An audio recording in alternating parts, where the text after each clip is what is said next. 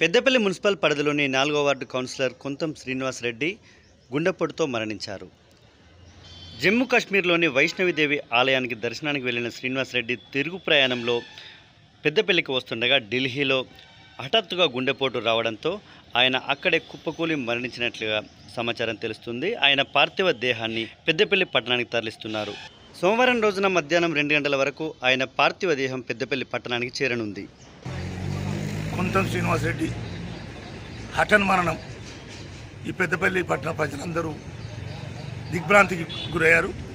ఒక మంచి మిత్రుడు, అందరితో కలుపుకోలుగా ఉండి ఈరోజు ఒక శివాలయం కట్టించి హనుమాన్ టెంపుల్లో భక్తులకు కానీ ఈ యొక్క అందరినీ అక్కడ ఆప్యాయతగా పలకరిస్తూ ఈ టెంపుల్లో ఉండి మరి అందరికీ అన్ని విధాలు చూసుకుంటూ ఉండేవాడు.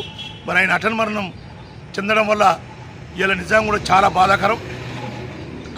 గతంలో అన్నిట్లో ఉండి ఇప్పుడు ఒక దైవాన్ని నమ్ముకొని ఇలా దైవభక్తితో అందరినీ ఒక మంచి ప్రేమతో చూసుకుంటూ ఉన్నాడు. మరి ఇలా వైష్ణవి టెంపుల్ జమ్మూ కాశ్మీర్ దర్శనం చేసుకొని మూడోసారి తిరిగి వస్తుండగా ఢిల్లీలో గుండె నొప్పితోటి చనిపోవడం నిజంగా బాధాకరం. ఆయన యొక్క మరణం ఇవాళ పెద్దపల్లి అన్ని పార్టీలకు ఖచ్చితంగా ఉండేవాడు ఇక్కడ అందరితో కలిసి. మరి ఆయన హఠాన్ మరణం మా అందరికీ బాధాకరం.